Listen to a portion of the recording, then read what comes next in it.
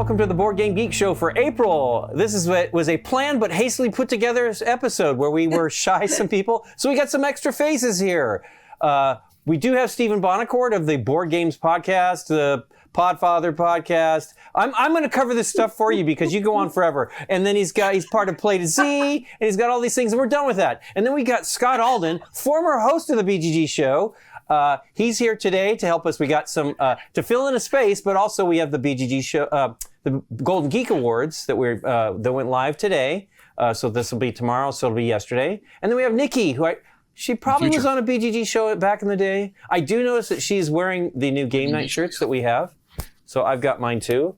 They are not quite available for sale yet, but we're excited about them. They turned out very nice. Yes. And we also have other merchandise news. So let me start with that, I guess. First thing is we have the Quacks Quedlinburg bits back, and they are selling very quickly. So if you want to get them, you probably should get on that right away. We will have more in at some point, but yeah, it's crazy. I guess Scott air freighted those suckers in, and we've sold a whole bunch of them in like a week. We also have the BGG Con. Spring is coming up at the end of May. It will be Memorial Day weekend at DFW Airport at the Hyatt Regency. Tickets are still available, and if you want to go, come on, we're going to be there. We also have tickets available for BGG Con Fall. And those went on sale 2 weeks ago, I think. And those sold a lot too. So if you want to get on that one, please join us. We're going to be there. What else we got news-wise as far as BGG Store, Scott? And things like that. BGG Store. Good question. I think, well, you mentioned the shirts. We have reprints of the Quacks Quedlinburg bits available. I know people they've not been in the store for like 6 months. So yeah, it's kind of a pain. And it's sort of a small supply. So if you are wanting them now, get them now. Not to cause any fervor. They're going to be there if you want to wait. I mean, they'll be there eventually. But do you think? Do you think the next shipment will be there for Christmas time?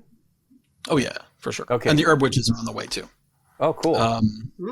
Cool. I don't know what else to say that I can say. I let Beth do that, so we'll look to the front. She's definitely more aware of the timelines than we are. I don't want to spoil anything that hasn't been, but there's some exciting things coming. Awesome. And so we also have the announcement of the Golden Geek Awards. The nominations are open now for you to vote. Everybody put in their list of what they would like to see as nominated stuff.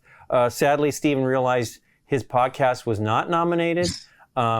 So I think you need to get on that next time, Stephen. You definitely do a good job of selling yourself. Time to get people to vote. We did not mention, for our fans to go out and, hey, nominate us. Hey, we didn't do any of that. I wasn't sure if I should now that it's part of powered by Board Game Geek. So we didn't even do it once, and this is what we get. Why do I deserve this disrespect from everybody? Well, you know how we feel about it. Yeah. Well, the Board Game Geek podcast did not get nominated. Yeah, that's too bad. That's right. But that makes sense. Let's give it to everybody else. Golden Geek Awards real quick. It's for 2023, right? The best games of 2023, or let's say not the best, but let's say the crowd pleasers. Yeah, I mean, I don't know. I don't want to say best, but I feel like it's your favorite People's Choice 2023 is the People's Choice Award. It's a People's Choice Awards. Exactly. It is nominated by the users. I don't have the numbers of how many users, but it was a lot of games. The categories were I was scrolling through the results, and it was pages and pages and pages of games. Each category had at least 500 nominees. Does anybody have any idea, the big game from last year? Scott quizzed me last night. So do you have any? So I didn't do any real. Well, anything that pops to your mind that might have been? Gen Con release. Two-player. Thunder Road Vendetta is the best game of 2023. I've said it already. I've said it already. Yep, Nikki's got it. Sky Team was nominated. Ooh, I didn't do the count, but I can just do a quick count here if we want. It was nominated in the two-player game category. It was nominated for cooperative game. It was nominated for innovative. It was nominated for medium game of the year. It was nominated for, I think, one other. Thematic game. Yeah. Not war game. And not Ben's best podcast. So that's quite a few categories. Was anybody keeping count of the numbers there? That's a lot. Here's the thing. There's a lot of nominees, and they're really good. The nominees are really you want to solid. Cover games. some of them. We could tag team in here, Scott, if you want. You can start with two some players. things we've played. I know that we have open. played. I know you have played Dracula versus Van Helsing. Yeah, that's coming up as a BGG game night date night. That's a two-player nominee. We're just this is in no way in any recommendation or I don't know order. Just what we've played that I know we've played and enjoyed. We liked Lacuna. Yeah. The best. Well, I won't say for me, it's one of the best 10-minute games for two players, or like even last 5 minutes.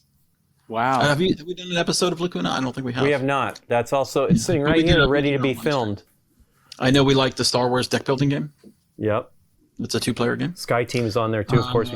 Did you guys play Lorcana? Disney Lorcana was nominated. We played it at the event, but we have not. And we might have played it once, but we wanted to get more played stuff. it on live stream. You played it? Oh. Played it on live stream.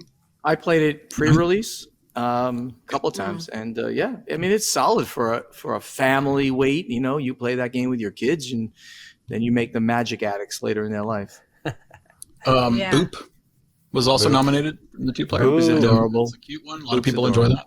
I think it's the I Boop liked it too. one. Sail. Sail. I played that with I Benia like that. Core Yeah, last week. There's at the this is gathering. gonna be hard. You played This is gonna be Sail? hard. And we I played thought on you the played- stream. Yeah. Sail's one we Yeah, played. I watched you guys play it on the stream. I like Sail a lot. I thought you liked it.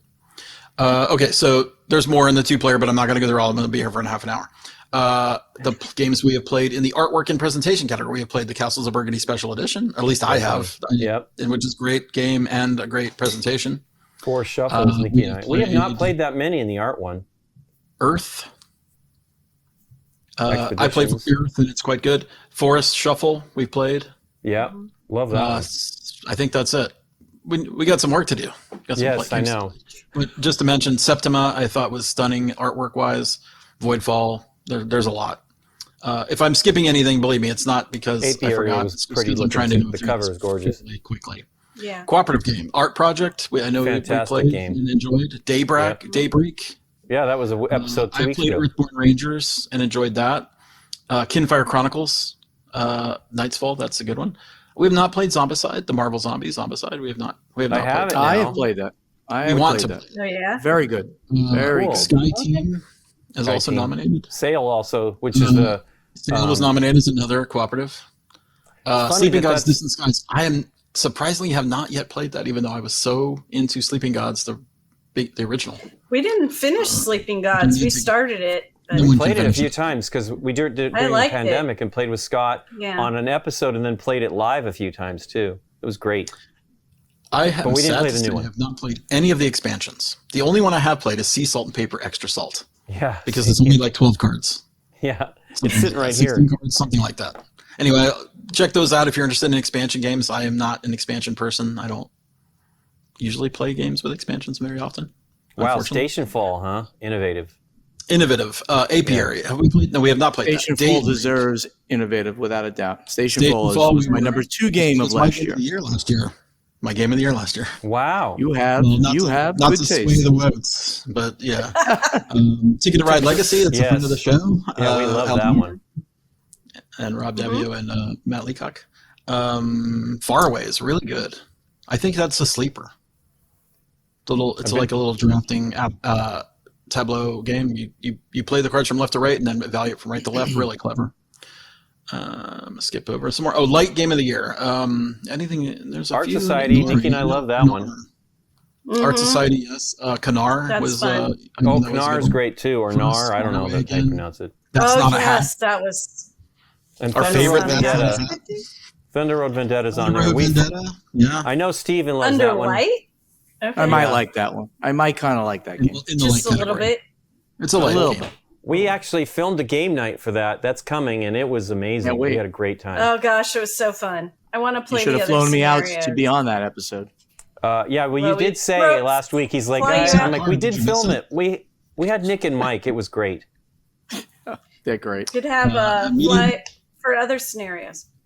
There you go. For the medium game of the year, I have played Castles of Burgundy, Earth, Forest Shuffle, Sky Team. It's really some really solid games. Ticket to Ride Legacy. Did you guys play White Castle?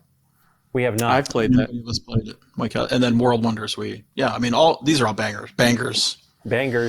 Heavy game of the year. Have you played any of these? I don't know. I'm lacking. We even played Great Western Trail New Zealand. It was an episode for the end of the year last year. Yeah, we did. That is the single one that we played on the show. Okay. I will have to turn in my heavy gamer card. I have not played any of these. That's sad. Oh. I know Candace played Dune Imperium Uprising. She mentioned it on the podcast. I've played that one. Okay. They considering that a heavy game? Yeah, I don't know. No, that's not heavy. I really would like to play Cut Nahora. It's been nominated to the heavy game category there, Steven. So I disagree with the nomination. So on BGG, I should not scroll away from this page, so I lost. Anyway, there's you can rank heavy, medium, light. It's all subjective, right? Yeah, it's very subjective. Okay. For the party game, we played a bunch of these. I played How Dare You, and I played the same game. We love the same game. That's what I'm going to talk about that we played. I loved it. That's Not Hat's great too. A few of these others I have not played, so I need to play some of them. We have How Dare You. It's sitting right there. Who Dare You is good. There's some interesting things here. Print and play, we're kind of not, we don't do the print and play thing, us personally, but there's some good names here. I've looked at, just looking at them, they look really interesting.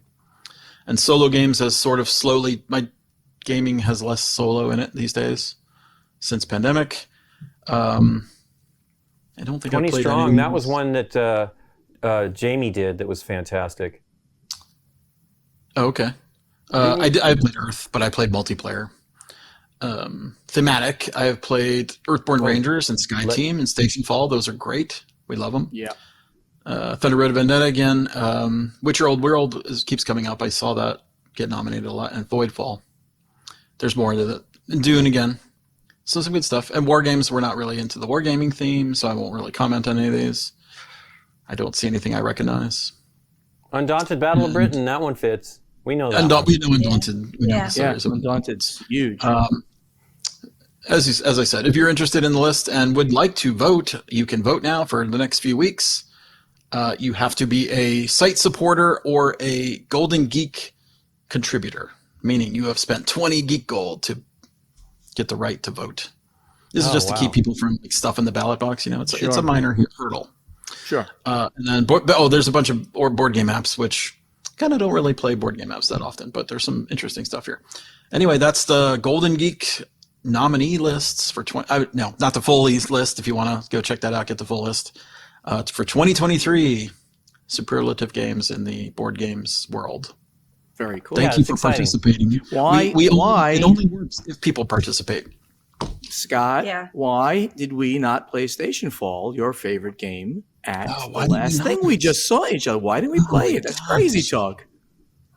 Really, I wish I would have known. I didn't know you liked it so much. I did not play it at all. I played some big games, but I did not play that. Yeah, I don't know. What's your favorite player count for that? I mean, do you like it at 9? Maximum. I've played the full maximum. And I played 4, but I would say 9 is craziness. So I love 9. It's absolute insanity. It's just pure chaos. It is Chaos the Game. Between the two, my two favorite games of last year are Chaos the Games, Station Fall and Thunder Road Vendetta. That was the year of chaos for me. That's good though. Those are and Thunder Road Vendetta is amazing. We actually took us a while to get it to the table because first of all we had a hard time getting it. And then when I finally got a copy, we just wanted more. So we did our 500th episode in November for game night. And I wanted it to be that game, but we had 6 players. Ultimately, I'm very glad we went with Green Team Wins because that actually went quickly and we had a great time. Because we actually talked about how everybody got involved with game night, which was really cool. And that was a better way to go instead of a 2-hour game of Thunder Road and then talking. I think Green Team Wins was the right choice there. Yeah, for sure. The other exciting and crazy news, this is into the industry news portion of things now, is I guess we're just going to go to Steven. Let's go with you, Steven, here. Yeah, Steven, let's go. He's the business guy.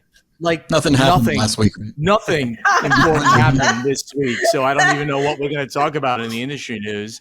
So here's a funny little kind of anecdote, my life thing. So we were privy, Board Games Insider, Corey Thompson and I were privy to the Lucky Duck Games being acquired by Goliath Games. And they gave us an exclusive interview. Scott Morris, everybody knows him, and Vince Vergonjan, the president of Lucky Duck Games. They gave us an exclusive interview, and we knew about it beforehand, and we dropped that on Monday morning.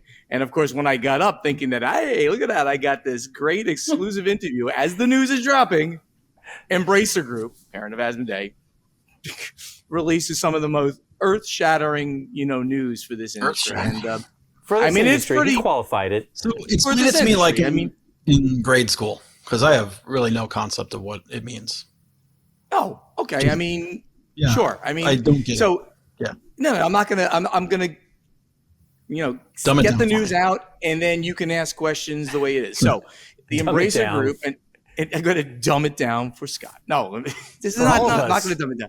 Please. No, the way that this came out is that they made this special announcement on Monday, first thing in Sweden morning, right? Embracer Group's a Swedish company, which is publicly traded on the NASDAQ Stockholm, publicly traded company. And they announced that they're taking the Embracer Group and they're breaking it into 3 separate companies. First company is Asmodee Group.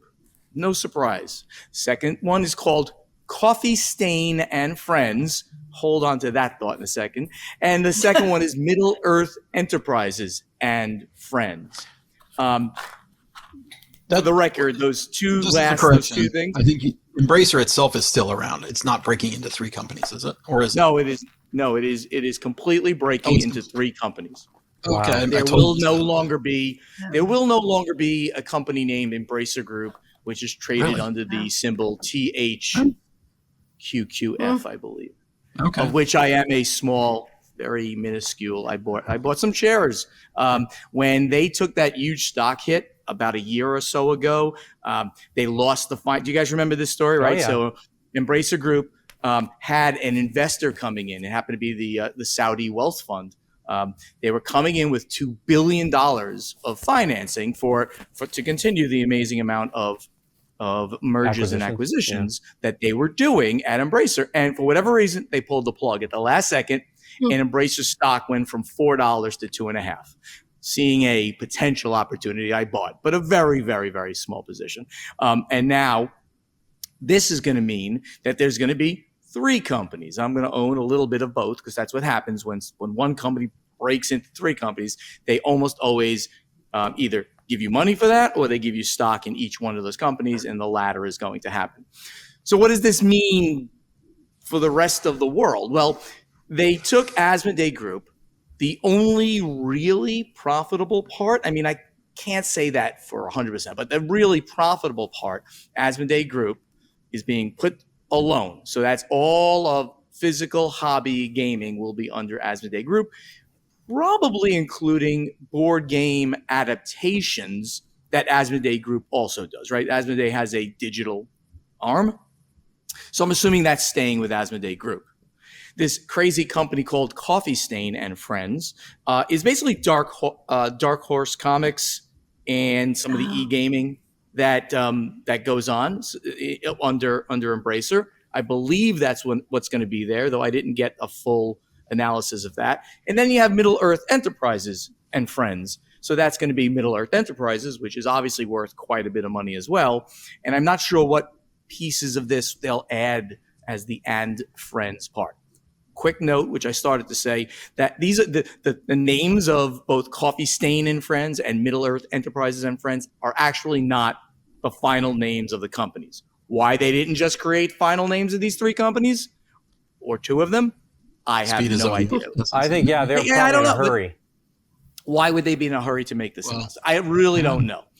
So I think that the part of this that's going to be it, right, that I have that Lincoln, you kind of hinted to me that you wanted to talk about a lot, is that the Asmodee Group, which, as I mentioned, is the most profitable portion of this group, is actually going to be, how do I put this?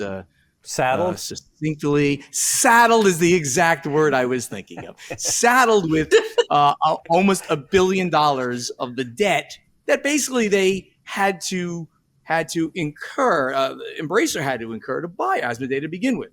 So from that standpoint, if you think about it, since they had to borrow all that money anyway, they're putting it on the Asmodee, the new Asmodee Group side. However, one might argue that they could have put it with Middle-earth Enterprises because they also had to pay about $1 billion, $2 billion. I think that the number for Middle-earth Enterprises was about $1 billion. But Asmodee Group was a $3 billion acquisition 3 years ago when they actually put that in. Yeah, something like that. So is it, some people saying, well, why does Asmodee get saddled with all this debt? It kind of makes sense. In the end, they're going to be able to pay it off. I believe it has an 18-month runway, right? I think that's what they said, yeah. And it's not like, well, if it takes them 18 months in one day or even longer, that all of a sudden, they're going to go bankrupt. That's not how it works. Number one, nobody lends money unless they believe that they're going to get money back, right? So, and the people who have lent this money are some huge banks. I believe I read J.P. Morgan. I'm kind of scrolling through here. It's in there that there's a lot of major banks coming forward and lending the money, and they're lending it versus the current assets of Asmodee. So they believe they're going to make their money back. I don't even know the rate of interest. I didn't quite see that, but I'm not worried for the long-term viability of Asmodee. In fact, I'd even say that the long-term viability of Asmodee is even better than it was under Embracer, because Embracer was doing things like, hey guys, you now have to lay off people because we want to bring our costs down. Asmodee doesn't got to do that anymore. They now have to manage it just as an independent company. So having them as an independent hobby game company sounds to me like a great idea.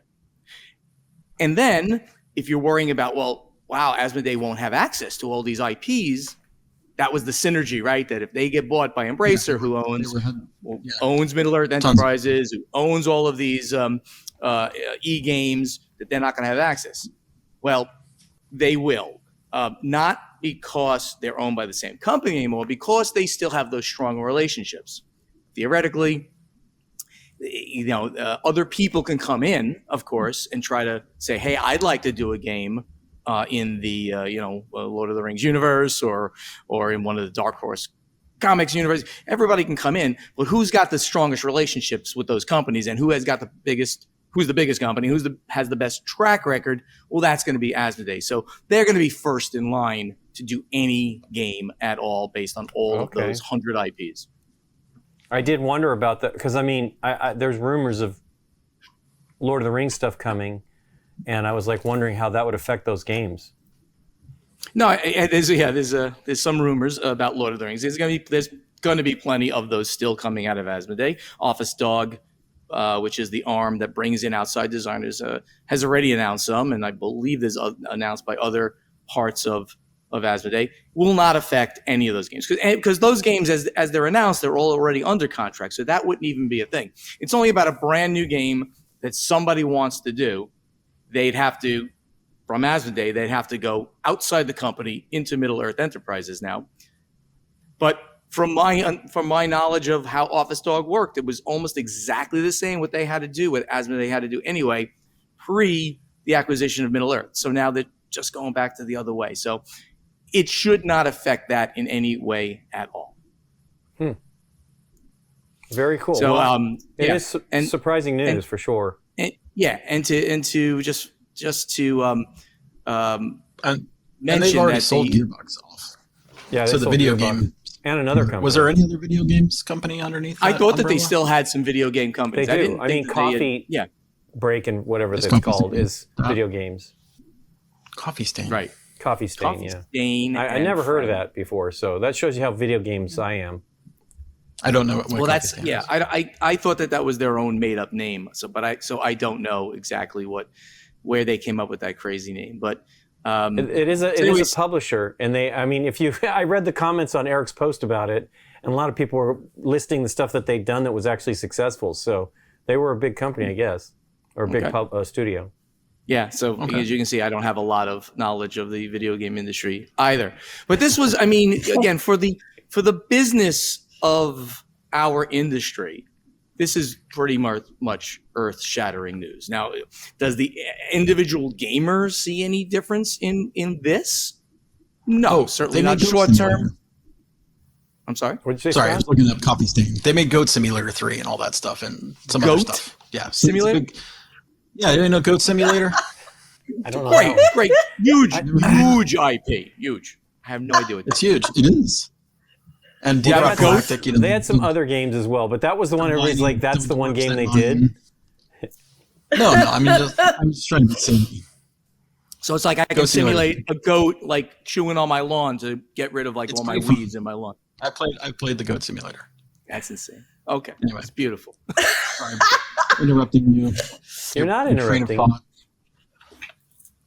So can I get on to at least one more? The other thing that I mentioned. Absolutely. So yeah. So Goliath announced, but we knew about it from Lucky Duck Games that Goliath was acquiring.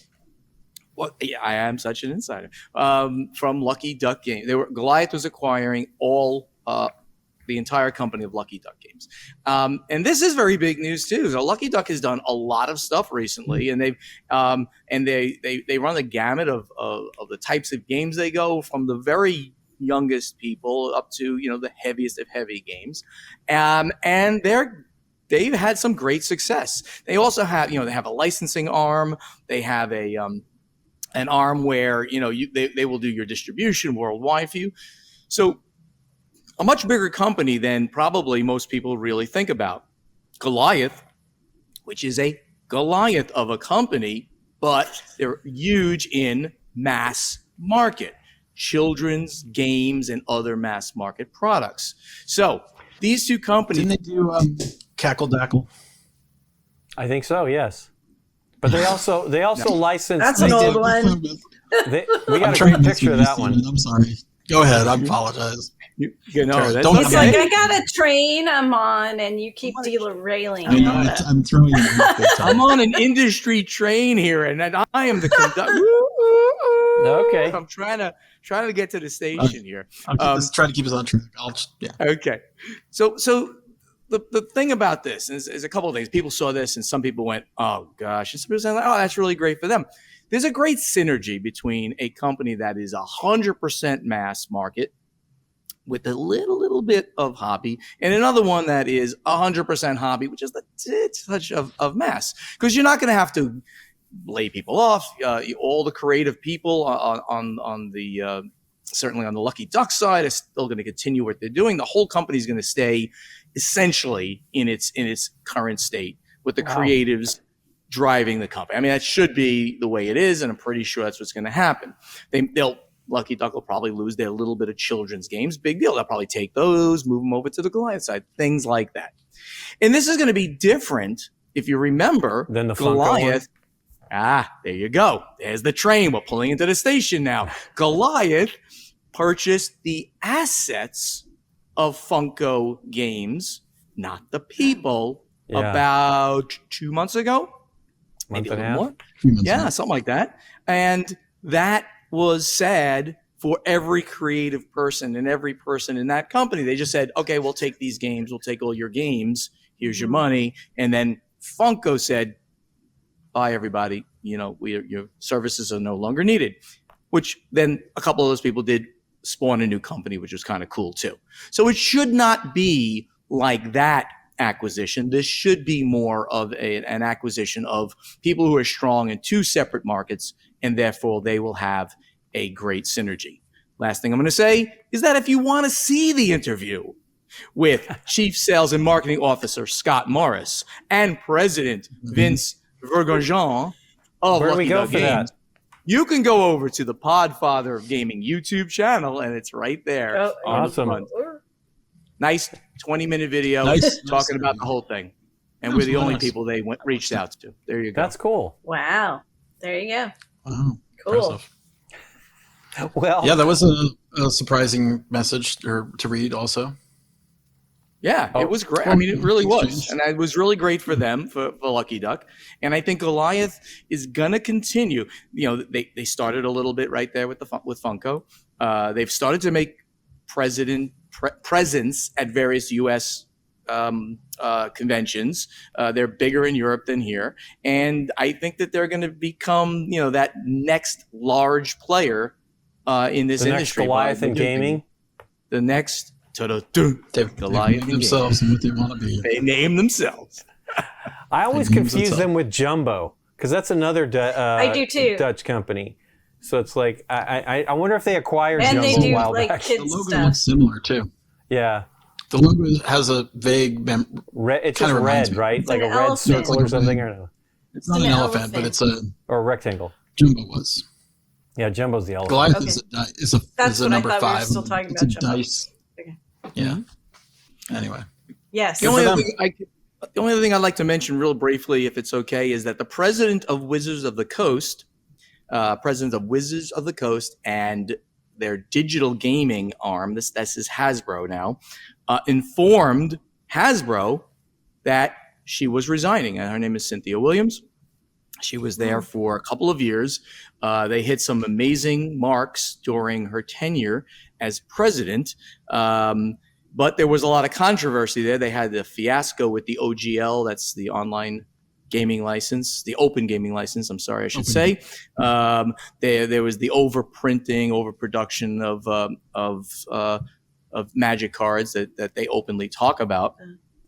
But it's not that she resigned after 2 years and doing some good things, and maybe some things you can argue were not. It's the fact that when she resigned, she gave 11 days notice. Now, that's rare. when you resign from a company, you give a week notice, right? It's an average person.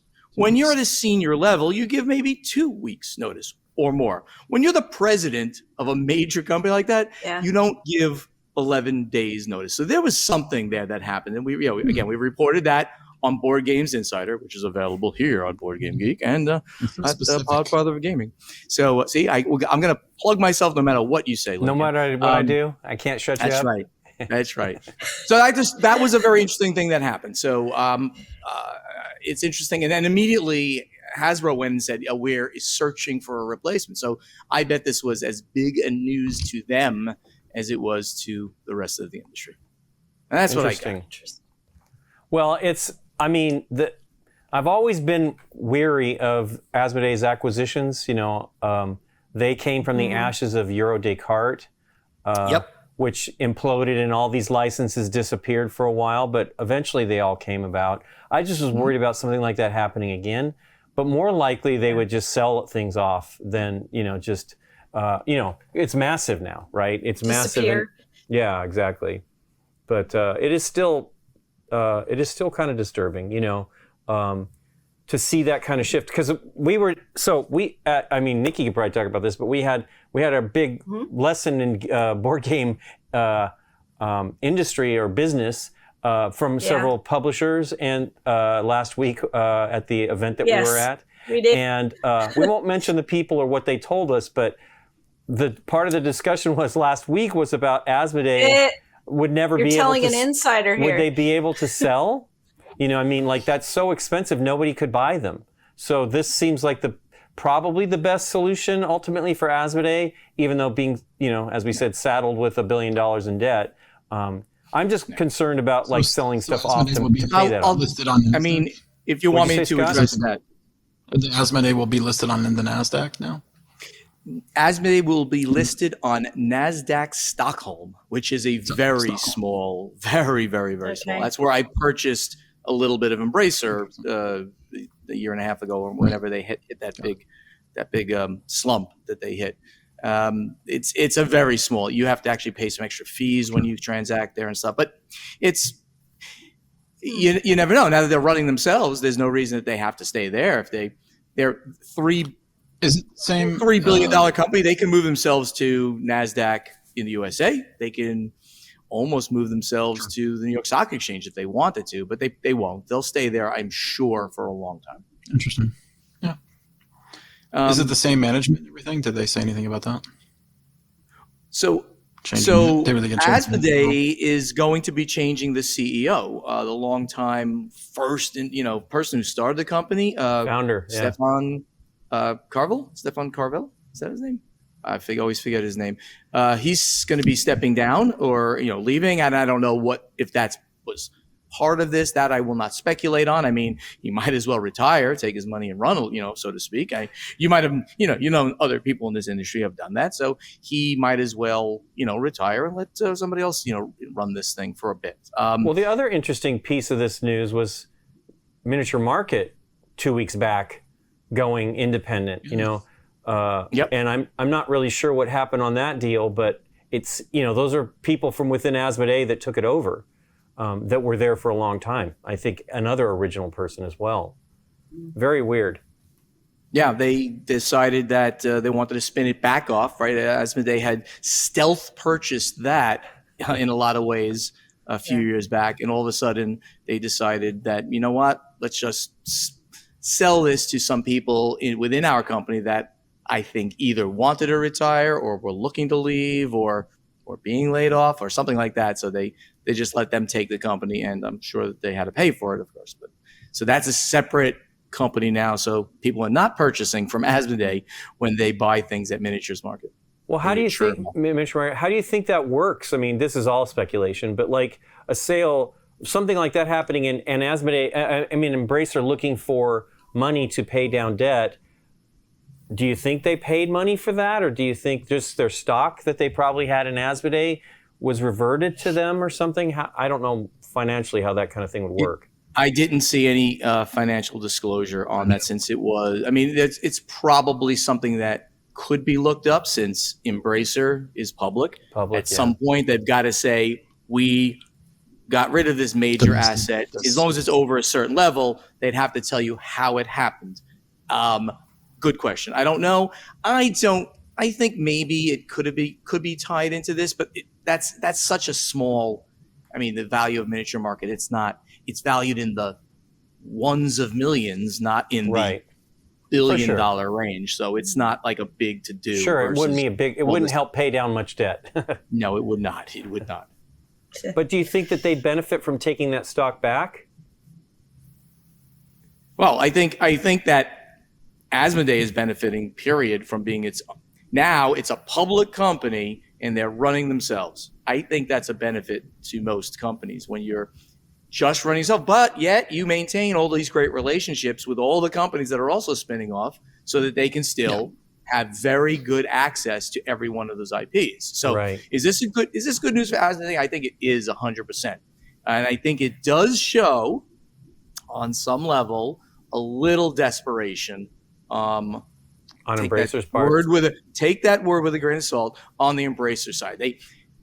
It's one of those things, like when you know what a stock split is, right? Like, you have a company, whatever it is, and they do a stock split. Instead of having one share in the company, all of a sudden you have 10 shares in the company. Now, on paper, there's zero difference if I have one share worth $100 and 10 shares worth $10, right? I mean, just math. However, every time a stock split in any company is announced, the stock creeps up a little bit. And there are psychological reasons behind that. There are psychological reasons behind that, but there's also the ability now for the company to be more actively traded, right? If a share is $1,000, how many people are buying $1,000 share of something? It's hard. You might buy one share. Terrible. But if the shares are trading at $1 or $10, then it's easy. Then more people get invested. People like us will just, hey, I want to be part of that company. So you buy a bunch of shares. So there's a little bit of psychology and there's a little bit of more liquidity when you have these companies do that. And in this case, they believe, I bet, that by splitting it into three, the value, the sum of the parts is greater than the value of the whole, as the expression goes. Okay. Interesting. Well, there you go. A bunch of news. I think there's even more things that we kind of. I remember the Miniature Market spin-off as well there. So that's interesting. And it's interesting, like you said, maybe it's people that want to retire, because it is two people from Asmodee, and one of the I can't remember her name. She moved to the United States to, I guess, to run the company too. So that's interesting. Absolutely as well. correct. Well, cool. I guess let's get to some lighter stuff. We all played a bunch of games last week. What did we play? Yes. Let's start with Nikki P. Yep. She hasn't been able to say much. I was listening, all that. I did not really create a list, but the one game I did play, I played some party games that were great. I'll talk about one of those. Talk about those. But the one game I did get to play was Life in Reterra. Hasbro. Huh? Yeah, I really enjoyed it. It's an Eric Lang. I think I'm getting blurry here. It's an Eric Lang game, and I really enjoyed it. I actually got taught by Eric Lang, and we played the second level of the game. It comes in levels, so a little bit more of a complicated rather than a basic. I think there are 3 levels in the game. It's a tile laying game, so hey, Nikki's gonna probably like it unless you've really, really done a terrible game. The idea is that something horrible has happened centuries ago, hundreds of years ago, something like that. And most of the world has been reclaimed by plant life and everything. So people are trying to recreate what they think was the real world back in, when we had computers and, cars and all of that kind of stuff. And they're using scraps of things to create this new world that they think is what the world was like back in the day. Right. It's interesting. There's a card mechanic to get some special powers and some extra points by the end of the game. There's a tiny little bit of hurt the player next to you on either side. Not a big one. I mean, you have to get yourself in a position to even be able to do that. And there's some lay out the tiles in a certain kind of order to make things even happen. And then you score points at the end. And I just really enjoyed it. I thought it was a well done Eric Lang game. It's got a lot of Eric in there. So there's some comedy and all kinds of stuff. Cool. It is interesting that Hasbro's that they're moving to do more hobby game style stuff, and this is, I guess, the first one in that push. Yeah. So we'll see how that goes. Yeah. But this is it's got some nice plastic trays in it too. It's pretty light though, right? This is it's probably family weight. Like it would be. Oh yeah. Would it be like a Spiel des Jahres contender that weight, or it was a little probably bit bigger than that? Yeah. Okay. No, it could be. I didn't get to play it. It's a family weight. Yeah. You're not. I think we played with Teach an hour, 45 minutes. That's bigger than most games that the Spiel des Jahres now nominates, I think. Well, I don't know. I thought it was pretty obvious what was going on in there. For the regular Spiel des Jahres. I feel that they're in that same bracket for sure. Okay. Yeah. Well, cool. Well, Stephen, what did you play? I can pull out some of the. Okay. That's okay, Nick. We're going to probably do an episode, so there you go. You'll see this. I haven't. This way. Yeah. Not sure how deep I'm supposed to get. No, into the game, it's okay. It depends. Well, I really played a lot of stuff this past week, as everybody did at this event. I mean, I'm gonna to keep it succinct. I'll just mention a couple of things because I got to play all my favorites like War of the Ring and Dune War for Arrakis. But I'll get down to the 2 games that I had never played before that came out of nowhere. One was called Panda Spin. Did you guys see that or check that out? People were calling it.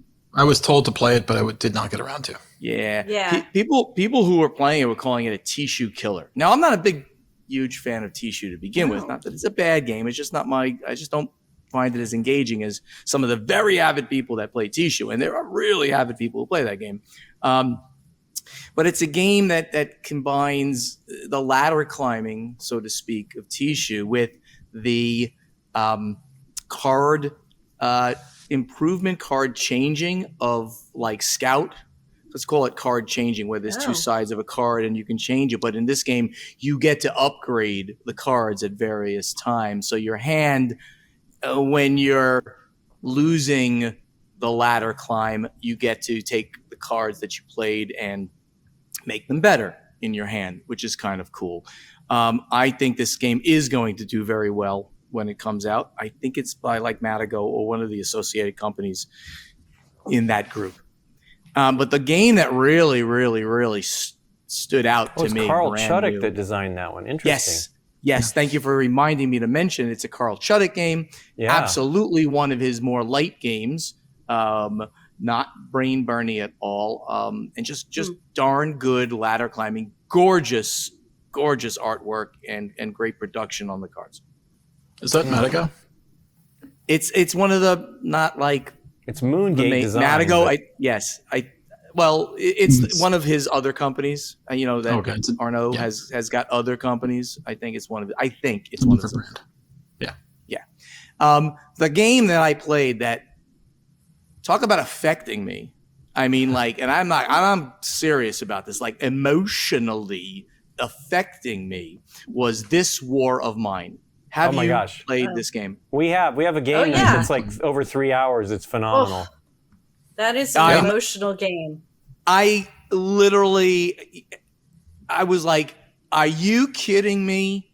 Mm-hmm. So to give are you shook? I was shaken after the game. You got shook? Yeah. Oh, I was triggered. So to give context to the people out there who never heard of it or don't know much, you're essentially playing out survivors of a horrible war. War zone, they say it's a civil war. You're in a war zone, and the war is still going on, and you're the survivors. Think of the war in Ukraine, and that's really what kept evoking in my head. And I was like absolutely triggered by the whole thing. But it's amazing. It's a very fiddly kind of game. There's a lot that you have to do.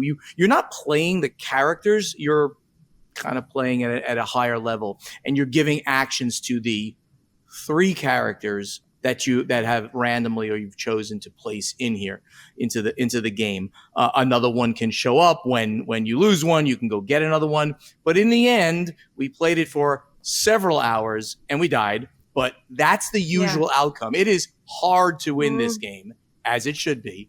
If you played Robinson Crusoe, which is really hard to win, it's like that level hard, if not harder. But the storytelling is so real. It feels, I hope I'm never in that situation, but it feels like you are those people and you're trying to get through. For sure, because it just keeps beating you down. Yeah. Poor Marco in our game. Marco, oh my gosh. Oof. And it was 4 hours. Ours was I think that was it's probably one of our longest episodes ever. Yeah. It was truly one of the longest game nights. And we had a great time, but holy cow, was it harsh. Yeah. We felt like I teared up. I teared up a few times during the game. I'm kind of almost doing it now. It's gut wrenching. It just is. But beautiful in in what it's trying to do and show you. Lots of sacrifice, for others, which is amazing. Mm-hmm. Yeah, it was really good.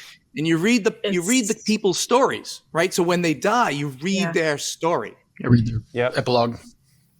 Yeah. It's based on the. It's rough, but a video game, right? Yeah, it's a video game with the same name where guess what? You die all the time in the video game. Bosnia. Yeah. I think it was it Bosnia or Sarajevo or one of those. Yeah. I think that was in the 90s. I think Aaron actually had played the video game when we filmed it, and he was very excited to try it out. And boy, oh boy, was that crushing! Big shout out to Matt Monin who jumped in because we were like struggling, just trying to figure out how to play this thing. And he sat down. That's Octavian for those people out there who might know him by that name. He sat down. He goes, "I love this. I played it 6 times." I'm like, "You're sitting right here, sir." And he came in. Oh, Bill Bricker, myself, and him. We all played it together, and we just wow. He's the best expansion of it. He is great at those storytelling games. He is great. We actually played Unsettled with him and Dan Yarrington, and that was pretty neat too. I don't want to spoil it because there's no episode. We just played it for fun, but it turns out, because it's one of the recent expansions, we kind of weren't done with it when we were done, which was interesting. So right. I think next year we plan on maybe continuing. But it was pretty interesting too. Nothing like This War of Mine though. That game really was shocking, and the epilogues were amazing. All that stuff was really amazing storytelling on that thing, and well worth checking it out if you feel that you'd be interested in a subject like that, because it is rough. Still? Is it in print? Might be hard to find that one. I don't know if it's still in print. The game. I imagine. I thought. I looked a little while back because I had to link to the to buy it. And I thought it was available, just the base game, but not all the expansion stuff. Right. But you could be that way. I don't think you need the expansions, especially some of them are literally words that I can't even say. I mean, again, adding to the emotional portion of what goes on in this game. It's available. Base game, or at least the game I played with lots of nice miniatures that you can choose from. You're only playing with 3-4 at a time, but they come back. Have a couple other ones. Yeah. In the one I had a lot of minis in it, but each character has a separate sculpt. That kind of thing. You're only playing with 3 of them at a time. The bits are great. Again, it might have been the blown out version, Kickstarter version. I don't know, but deluxe pieces. All the bits were great. There's wooden pieces for the wood that you got to collect. There's gears for the machine parts. Oh my gosh! Bringing all this stuff up is just. I remember like the building we're hiding out in, and all kinds of terrible stuff happening there, and people raiding you. Oh my gosh, it was rough. I mean, it's hard for me to talk about it. Think about that. The game that brought out that much emotion. For sure. We played it for probably close to 4 hours too, and then died, as we should. It was great. Yeah, it was truly good. What'd you play, Scott, that you were excited about? So I was looking back at the list, and I think the game that surprised me the most was from 2016 that I totally missed when it came out. Do you remember this? We played it together. Zock and Roll. Oh, yeah. Oh, my gosh. I now need to try to find a copy of that. We're going to try to find a copy. Yeah. So if you want a copy, don't take mine. Buy yours before this episode comes out. That's great. It's sort of a bluffing poker game with dice. So you roll the dice, and the cups have no bottoms in them, so you can look inside the cup and see what you have. And then there's a shared hand of dice that you make poker hands with. Mm-hmm. And you're basically staying in or getting out. And if you get out, you get your score your hand. If you stay into the end, only the person who stays into the end scores their hand, which is usually a higher points. So if you stay to the end, you probably get higher points because you got so many dice to choose.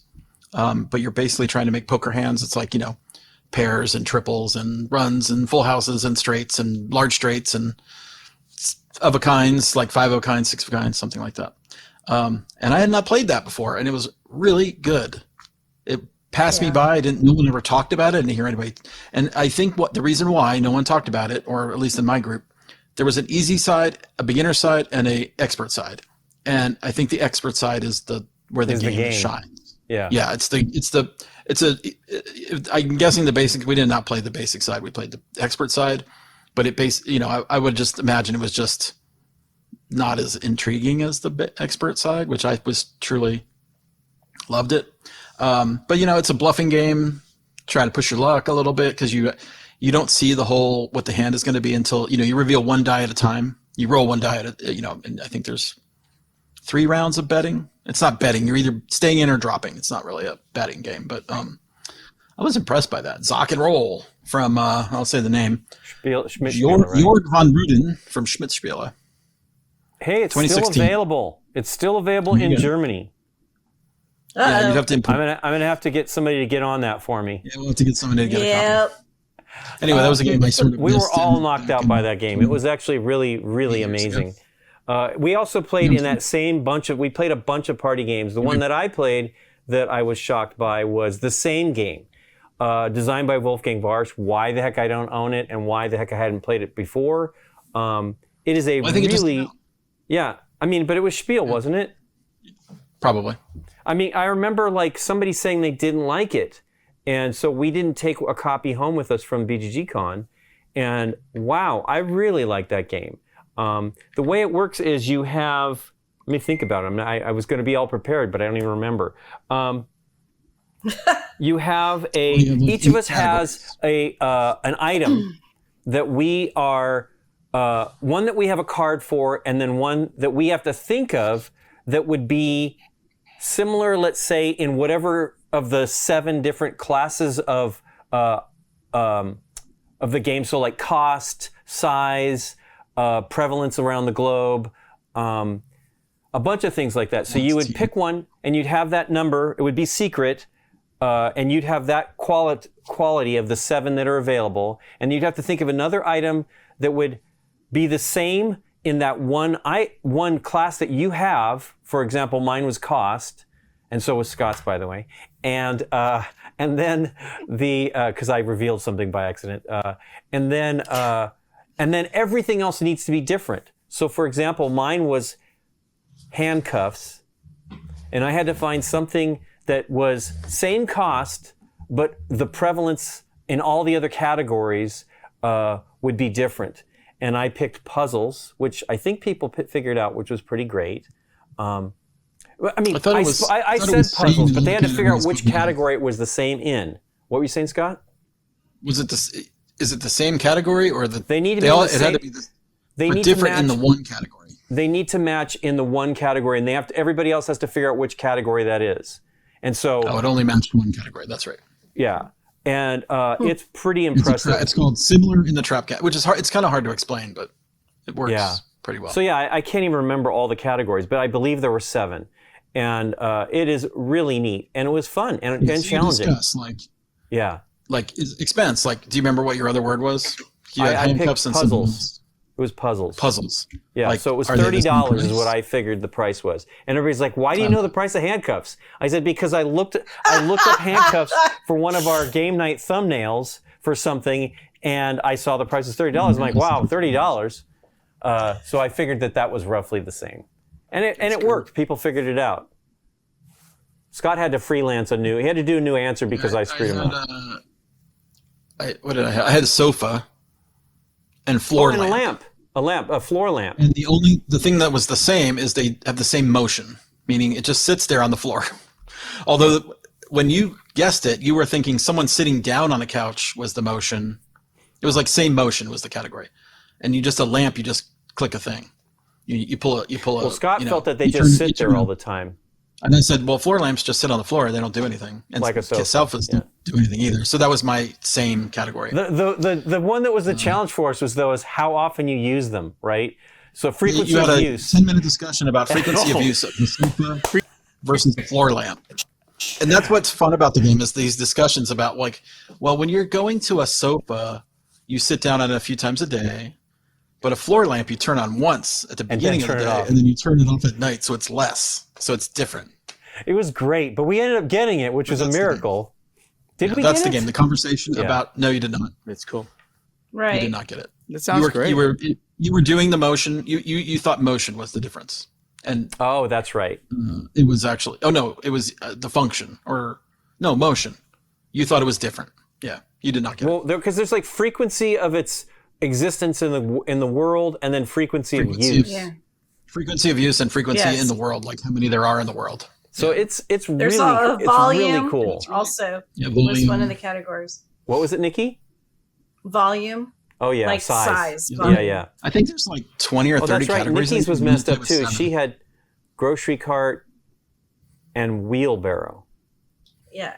My hint was what I put and down I said, because Nikki and I have the same wheelbarrow, and I said they're about the same size, depending on the grocery cart, and that was what it was. We got it wrong too. It was terrible. I think we should have fought for it more. It was volume. You push a wheelbarrow, you push a shopping cart. I don't know. Yeah. Yeah. You put stuff. That was the deal. Somebody said the wheelbarrow has 3 wheels, and we're like, what wheelbarrow are you using? There's only one wheel. I mean, if right. Yeah, quick. Yeah, how many wheels on a wheelbarrow? Yeah, 3. It was great. It was a great game. Really fun. At Wolfgang Marsh, she could design a good game or two. Yeah, Wolfgang Marsh, man, still impressing us. Yeah, he's amazing. Guys, I hope he's the nicest guy in the world too. More. I mean, it get nominated for a Golden Geek Award, so it's a good one. People nominated it. Well, there you go. That is the Board Game Geek show for April 2024. Is that right? I can't even believe we're that far into the year already. 23rd. I know. I haven't done enough yet. Hi. I know. The year has I've done already too much. third of the way through, and we got much more to do. Well, Too many I projects. hope everybody can join us again next month. And thank you all for joining us. And at such quick notice, unfortunately, everybody should be back next month, hopefully. So everybody take care and have a great one. Bye, everybody.